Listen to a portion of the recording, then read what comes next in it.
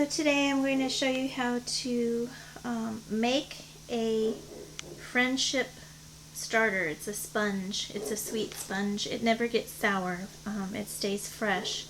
And you mix it up on day 1, and then you stir it every day until day 5. And on day 5 you feed it, and I'll explain all of this.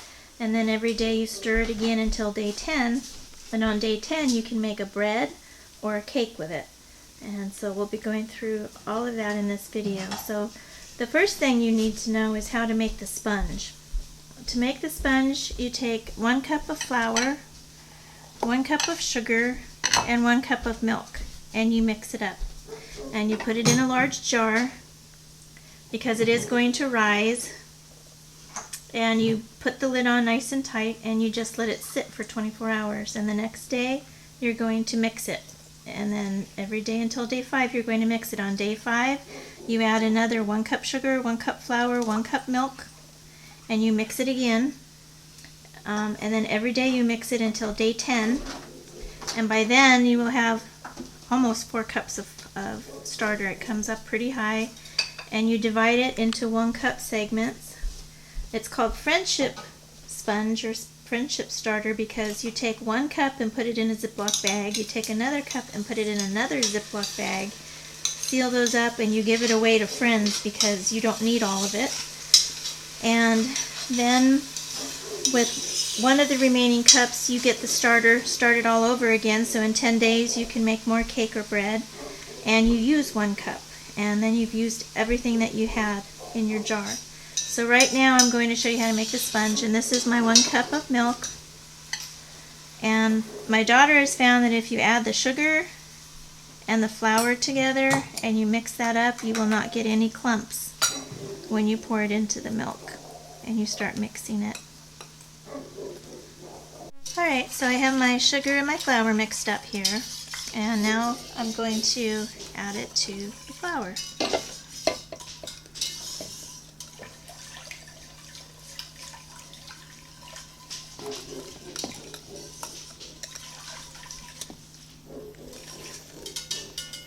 My daughter's making fettuccine Alfredo on the side over here, so if you hear sounds, that's what's going on.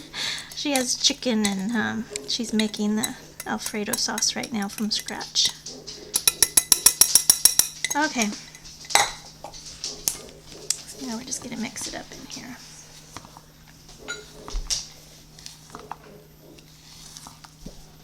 And this is the making the sponge. Very simple. This will ferment, but it doesn't get sour.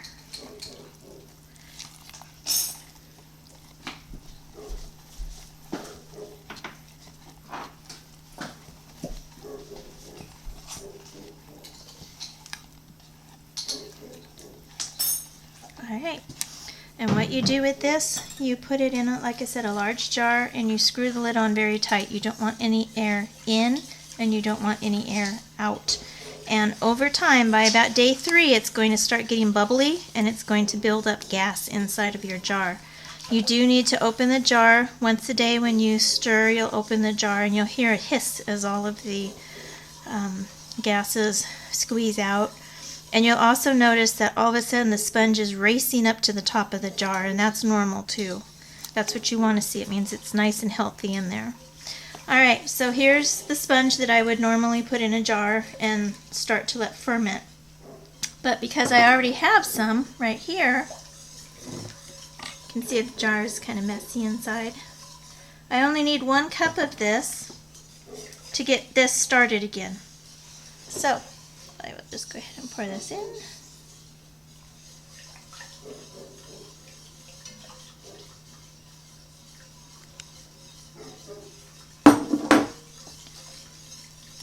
In there, and this I will put in a clean jar, and this is my starter for 10 days from now when I make bread or cake again. And in my family, because I have 8 adults living here, we end up having several cakes, usually 2 or 3 cakes or 2 or 3 breads at a time. I could, oh, there's a little hair in there from the dogs. I could give some away, or I could use it all. You can also use it, make your cakes, and then freeze them.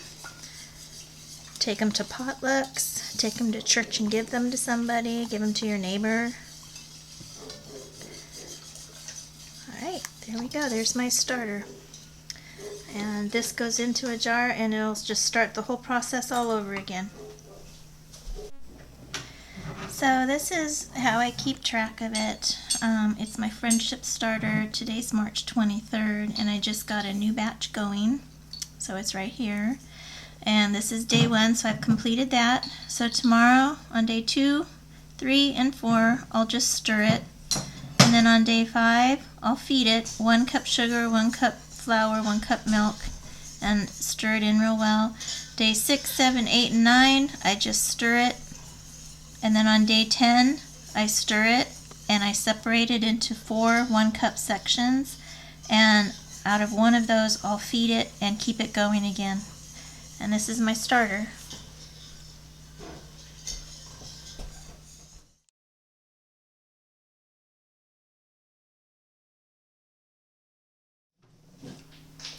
So now I'm going to make a friendship bread. And I'm doubling it because I have a lot of extra starter and I don't have anybody to give it away to. So I'm just going to use it up. And I'm going to add all of my powder dry ingredients first. So here's the sugar. It's doubled, so there's the sugar. Here's the flour.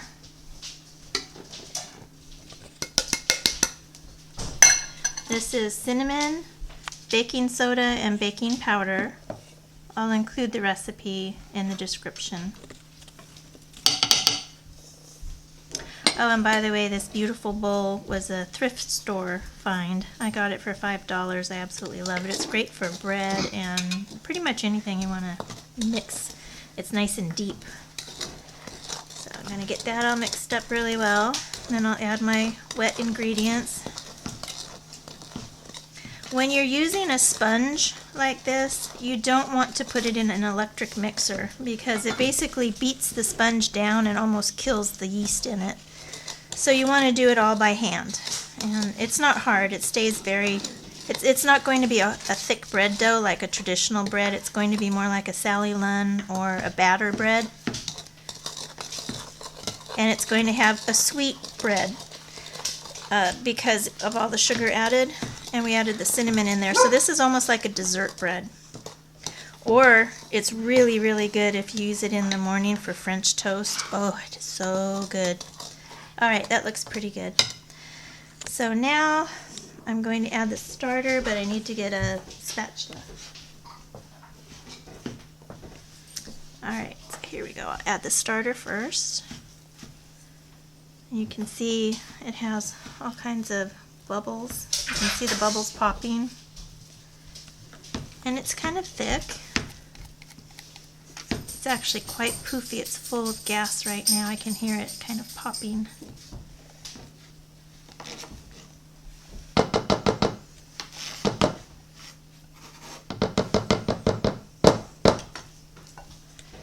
And here I have eggs and oil together.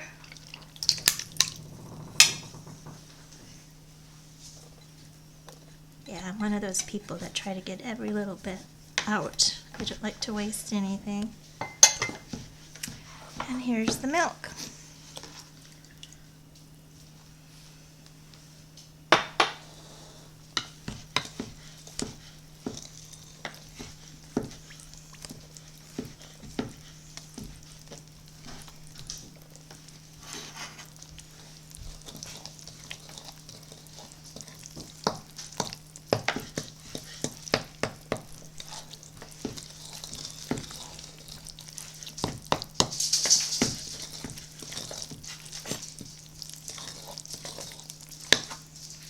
Ooh, look at that beautiful golden egg. That came from one of our chickens outside.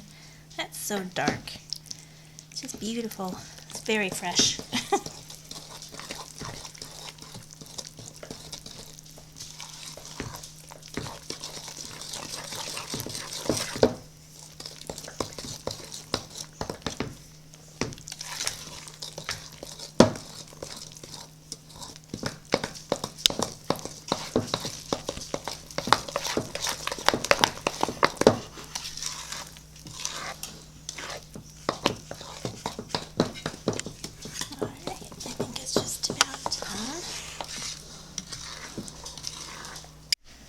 Alright, now I'm going to add some homemade vanilla.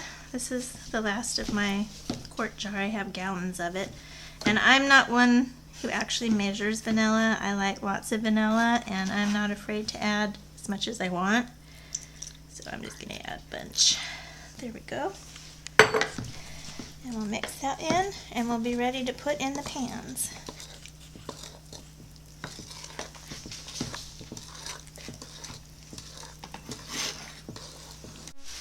Alright, so I have cinnamon and sugar mixed up here, and I buttered my bread pans, and then I put cinnamon and sugar in there, and I moved it all around, and I poured off the extra.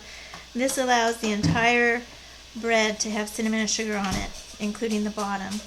So I have both bread pans, because I doubled it, I have both bread pans ready, and now I'm going to pour the batter in.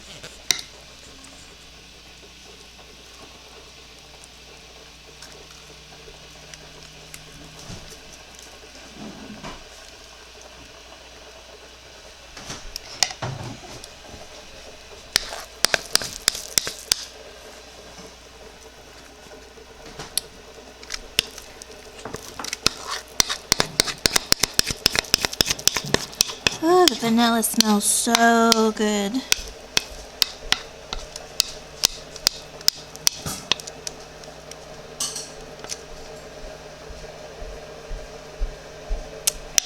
Now I'm going to get a spatula.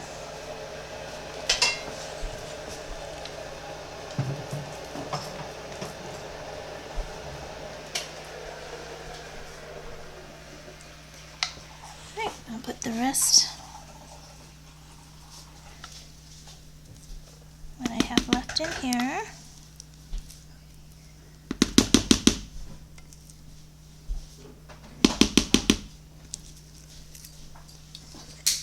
Alright.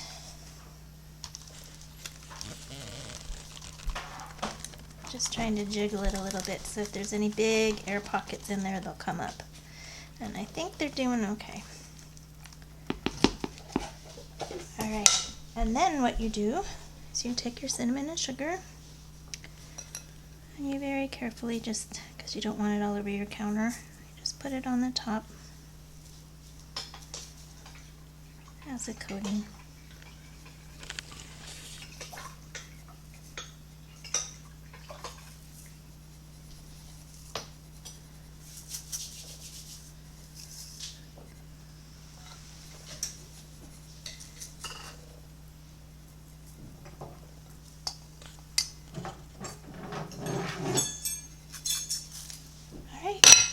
And then it bakes at 325 for 50 to 60 minutes. So here's the finished bread. It got left in a little bit longer than it should have, so it's a little bit darker than it usually is. But as you can see, you get 2 loaves of bread. We'll probably eat this tomorrow as French toast. And then over to the side, that's actually the cake. We did that several days ago, and this is what's left of it.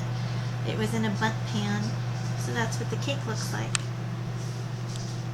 I just sliced the end off, and it's still steaming because we just took it out of the oven.